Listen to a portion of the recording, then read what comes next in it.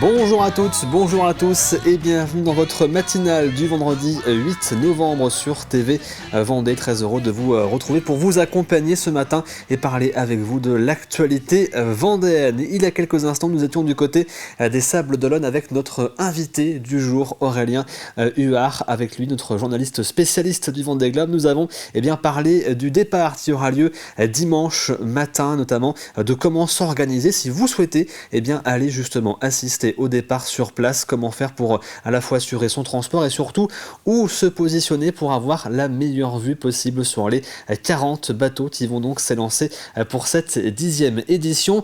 Aurélien Huard qui d'ailleurs recevra aujourd'hui dans son émission Le Village du Vendée Globe le skipper suisse Alan Roura, le skipper de Hublot, et Antoine Mermot, le président de la classe IMOCA.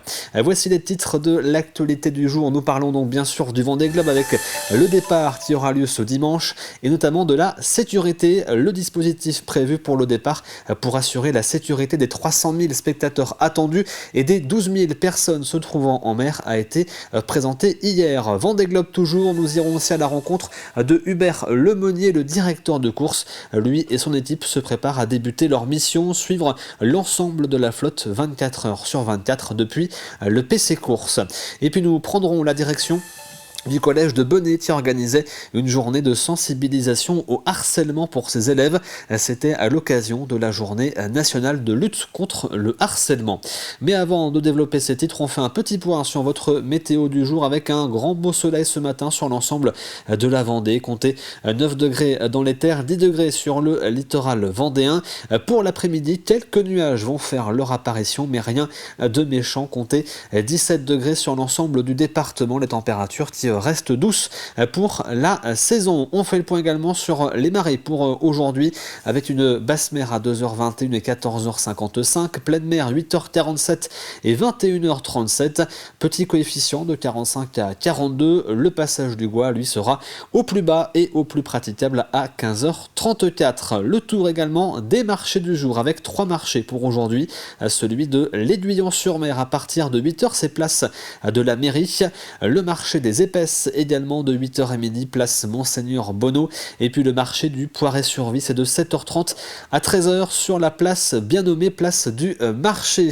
On fait également un petit point sur vos conditions de circulation et prudence si vous devez passer par la D763, il y a un accident en cours à hauteur de Bellevigne. On n'a pas plus de précision sur la nature exacte de cet accident, mais il y a un bouchon très important qui s'est constitué, c'est dans le sens Montaigu-La Roche-sur-Yon, donc sur la 4 voies à hauteur de Bellevilly. Soyez vigilants, prudence également aux entrées de La Roche-sur-Yon avec les bouchons traditionnels actuellement à l'heure de l'embauche. Et puis attention aussi si vous allez du côté des Sables d'Olonne aujourd'hui, c'est la dernière journée pour les visiteurs du village pour pouvoir accéder au ponton du Vendée Globe. Il risque donc d'y avoir un peu plus de monde que d'habitude avec donc des ralentissements à prévoir aux entrées de la ville et à l'approche de Port-Olona. Et puis également des travaux à vous indiquer sur la 4 voies, la D763 entre La Roche et Montaigu, à hauteur cette fois-ci du Vent d'Espace, où la circulation peut être réduite à une voie dans les deux sens de manière partielle en raison de travaux d'enfouissement des réseaux.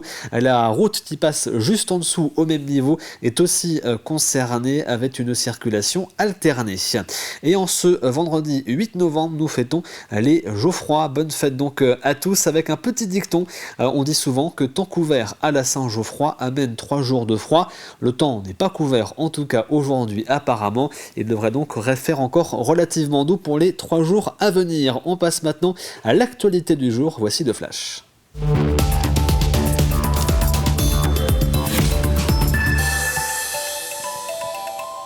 La 10e édition du Vendée Globe s'élance donc ce dimanche depuis les Sables d'Olonne, une édition record avec 40 skippers au départ et record aussi par le nombre de spectateurs qui pourraient être présents dimanche matin. 300 000 personnes sont attendues sur terre, mais il y aura aussi énormément de monde en mer entre les teams des skippers, l'organisation, les médias et les invités.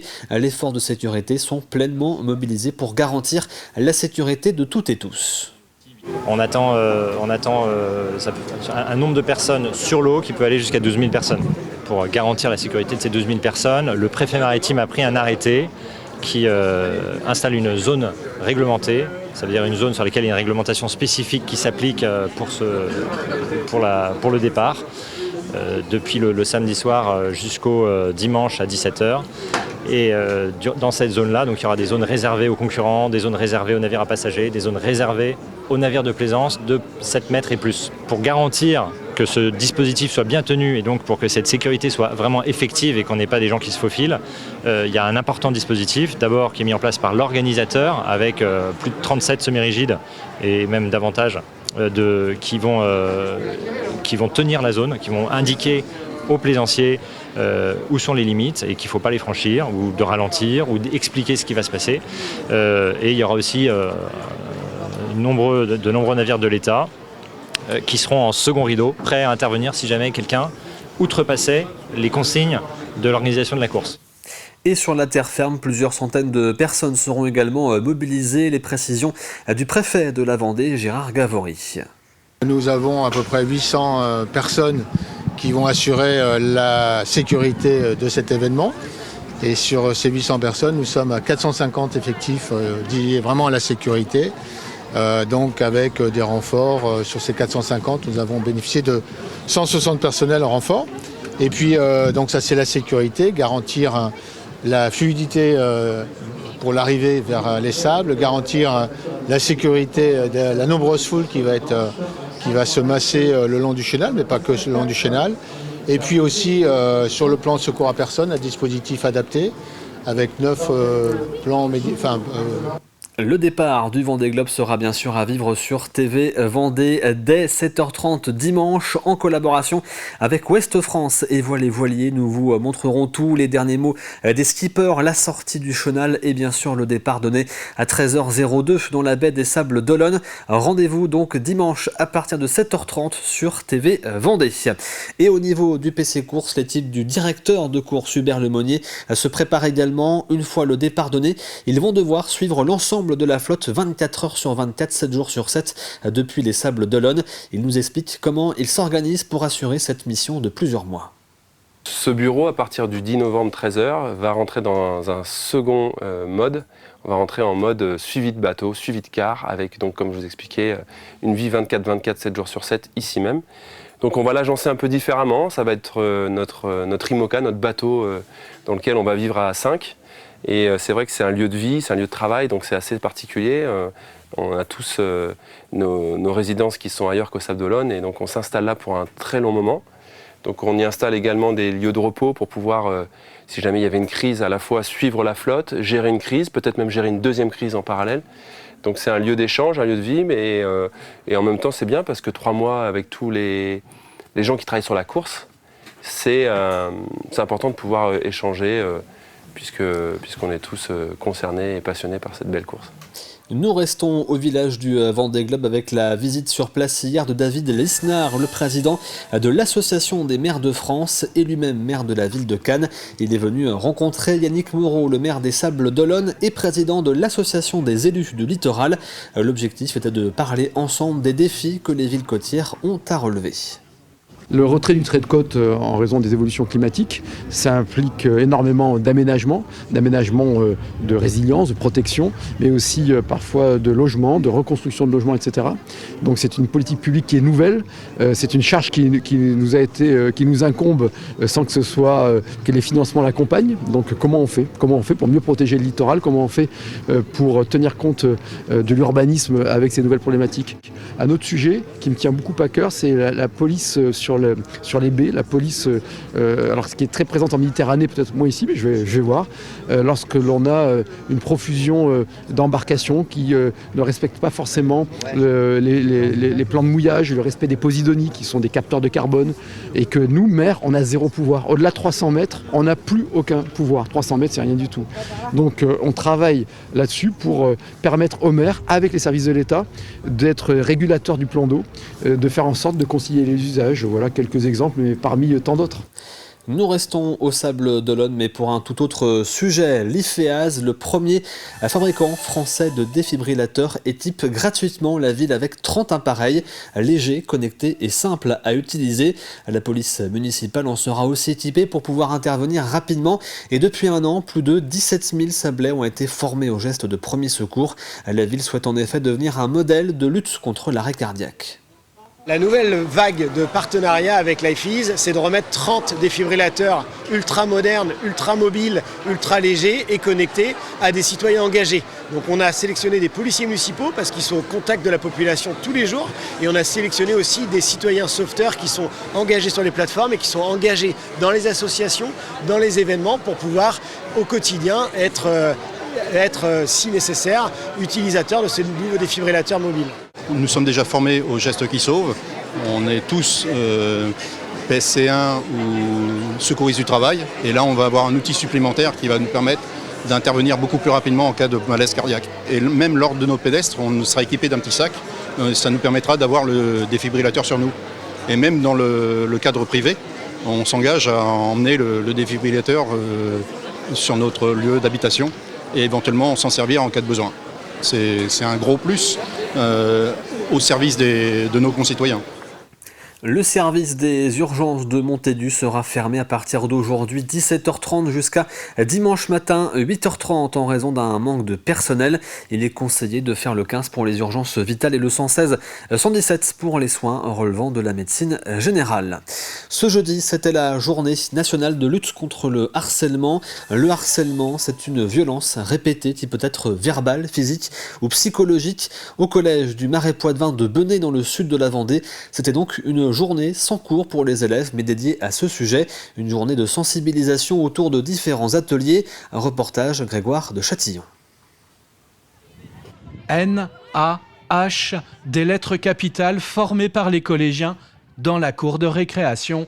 Comprenez non au harcèlement, le harcèlement entre élèves, un fléau national dont s'est emparé cet établissement scolaire de Benay. Mais parce que t'es moche. Résultat, la journée de cours a été remplacée par des ateliers de sensibilisation, comme ici, avec des mises en scène théâtralisées. Mais qu'est-ce qui se passe ici? Ah, rien madame. Mais si, elle m'a traité de moche. Mais n'importe quoi, j'ai rien dit. Arrêtez, on dirait des gamines de 5 ans qui se disputent. J'ai déjà vu ça, mais l'année dernière, quand j'étais en école primaire, il y avait des gens qui harcelaient une personne, qui lui crachait dessus. C'est bien de se rendre compte que c'est pas bien et qu'il faut en parler aux adultes si on est nous-mêmes harcelés. Vu que moi je suis un garçon aux cheveux longs, on me traitait de fille pendant une très grande période. Voilà. Le harcèlement scolaire est reconnu comme un délit.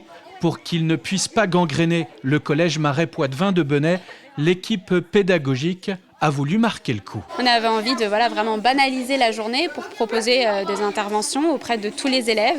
Donc ça nécessite qu'on annule tous les cours et que on propose différents types d'actions, d'ateliers, d'interventions qui ciblent un peu l'âge des élèves et pour les faire réfléchir sur tout ça. On fait la paix. Ok.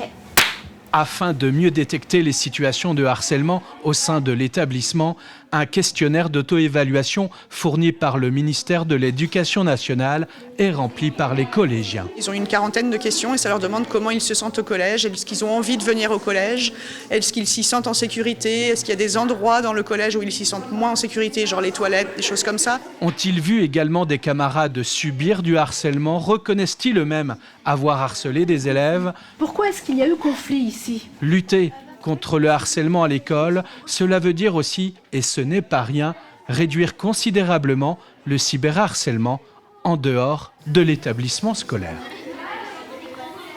Le salon d'automne revient à Aisne pour une 33e édition du 16 au 24 novembre. Une quinzaine d'artistes vont y participer, à la fois des sculpteurs mais aussi des peintres. Et au-delà des expositions, une œuvre participative sera également proposée. L'ensemble des visiteurs pourront y apporter leur petite touche. Comme changement, c'est qu'il y a beaucoup d'œuvres en couleur cette année. Nous avons choisi délibérément de faire un salon coloré. Les différents artistes sont sélectionnés lors de nos rencontres, lors d'expositions ou bien sur candidature. On a différentes techniques. Bien sûr, nous avons toujours de la sculpture, de la peinture et de la photographie. Alors, cette année, on espère passer 2000 visiteurs. Je pense que ça doit être possible. En dehors des scolaires, bien sûr, qui visitent le salon aussi dans la semaine, c'est bien, ça fait la promotion des artistes d'Esnay. On se tourne vers votre météo de la matinée maintenant. C'est un grand et beau soleil qui va nous accompagner. Prudence néanmoins au niveau du nord-est vendéen avec du brouillard localisé. À côté de température, comptez 9 degrés à Montaigu, La Roche-sur-Yon, Les Herbiers et Fontenay-le-Comte, 10 au Sables-d'Olonne et Challans et 12 degrés du côté de l'Île-Dieu. C'est la fin de ce flash. On passe maintenant au plus de l'info du jour.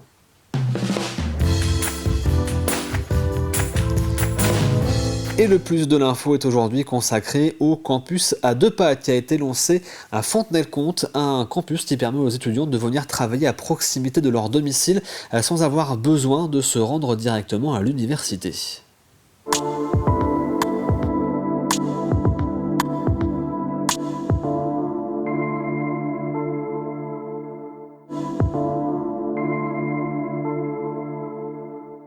Ici, donc c'est l'université en fait à Fontenay-le-Comte. On peut de chez soi, c'est venir ici à Fontenay-le-Comte et se former avec plus de 200 formations universitaires réparties dans toute la France.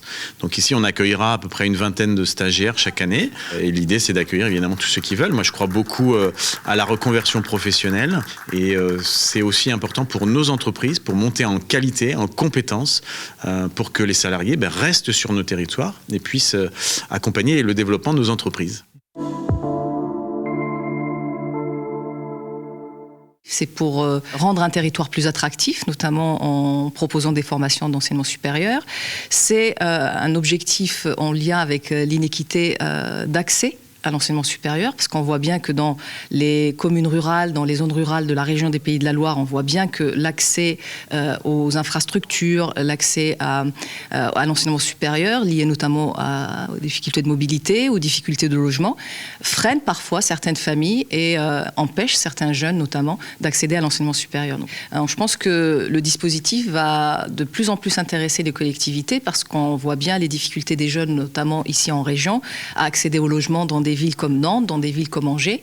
Et si en nous n'apportant pas de réponses plus proches et des réponses de proximité des territoires et des Ligériens, ces jeunes et ces moins jeunes n'auront pas accès à l'enseignement supérieur. C'est surtout un accompagnement méthodologique, administratif, mais aussi technique. Donc sur la méthodo, ça va être surtout de les aider à organiser leur temps.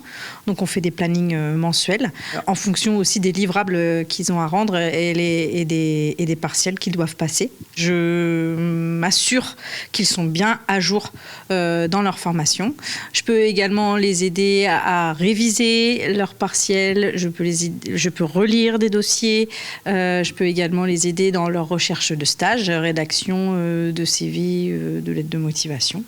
Et puis surtout de maintenir leur motivation tout au long de l'année.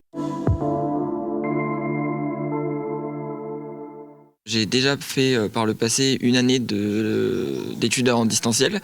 C'est vrai que j'ai rencontré pas mal de difficultés, surtout par rapport au fait d'être seul. Donc mon médecin traitant, que je salue, m'a parlé de cette solution du campus connecté et c'est vrai que j'y ai trouvé la solution à tous les problèmes que je rencontrais l'année passée. C'est pour la flexibilité. Ça me permet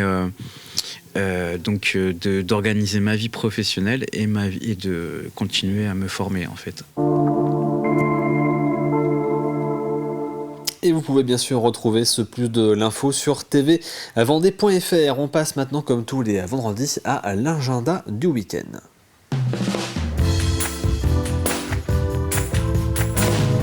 Alors, que faire ce week-end, mais aussi les jours suivants, à part aller bien sûr voir le départ du Vendée Globe dimanche matin au Sables-d'Olonne. Et si vous n'y allez pas, le regarder bien évidemment sur TV Vendée à partir de 7h30 dimanche. Et bien voici la réponse.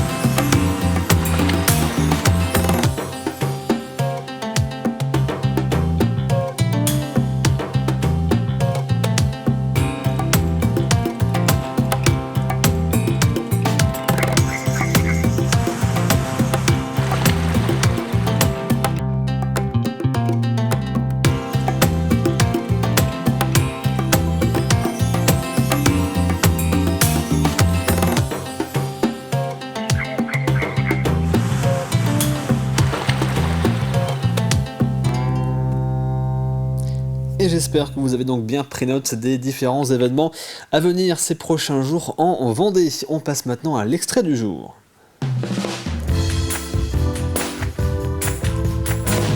Et l'extrait ce matin, c'est l'émission Le Petit Vendée Globe avec Alix Lanos. Elle a emmené son équipe de mini-reporters à bord de l'IMOCA, l'Occitane en Provence, à la rencontre de Clarisse Kremer qui s'apprête à prendre le départ de son deuxième Vendée Globe. Qu'as-tu fait sur le Vendée Globe dont tu ne te serais jamais cru capable de faire? Qu'est-ce que j'ai fait sur je pense que faire le Vendée Globe déjà, je pense que je m'en serais jamais cru capable de le faire quelques mois auparavant. Il y avait des moments, tu vois, des journées entières, même des semaines entières où j'étais concentrée sur mon bateau et j'avais l'impression que presque le monde terrien n'existait plus. Et j'étais vraiment focalisée sur ma course et sur ma petite planète qui est mon bateau. Et ça, je ne pensais pas que c'était possible de retrouver cet état-là voilà, dans les mers du Sud, dans des endroits qui font peur, d'être vraiment bien en mer. Ça, je ne pensais pas que j'en serais capable. Quel est le meilleur conseil qu'Armel Lecléache t'a donné? Le meilleur conseil qu'il m'a donné Armel, il m'a plus donné des conseils par l'exemple en fait, parce que j'ai eu la chance de naviguer avec lui en 2019. J'ai fait une transat en double avec lui. Et donc c'était plus...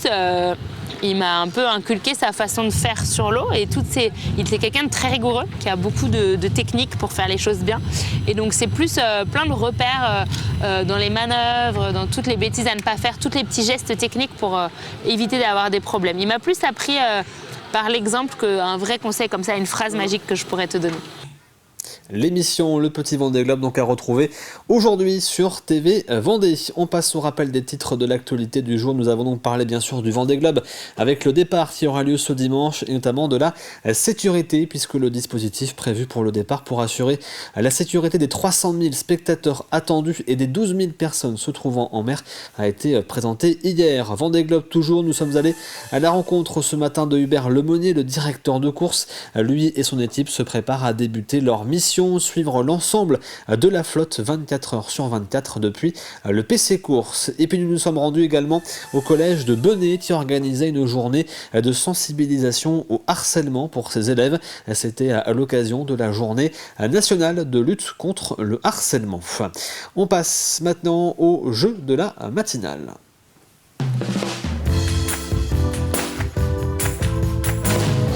Et dans le jeu cette semaine, eh bien, gagner un panier d'une valeur de plus de 50 € offert par le restaurant Le Casse-Croûte Vendéen. Voici la question de cette semaine.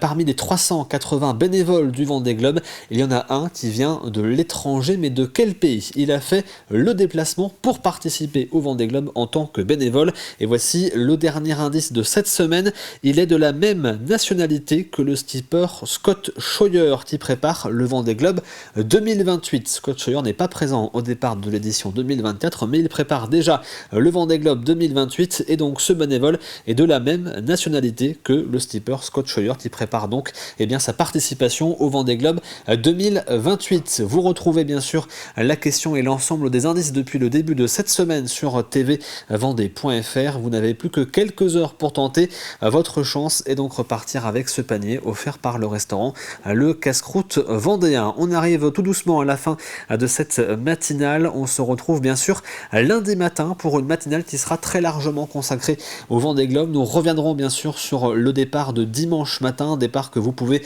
je vous le rappelle, vivre sur TV Vendée en direct à partir de 7h30 et puis vous aurez également à partir de lundi votre journal du Vendée Globe. Ce sera désormais tous les jours durant la course pour suivre quasiment jour par jour, je voulais dire quasiment heure par heure, tout ce qu'il va se passer sur ce Vendée Globe, la bataille entre les favoris et les aventures donc des 40 skippers au départ de cette 10e édition. Merci donc d'avoir suivi cette matinale. Rendez-vous donc lundi matin et très très bon week-end à vous toutes et à vous tous.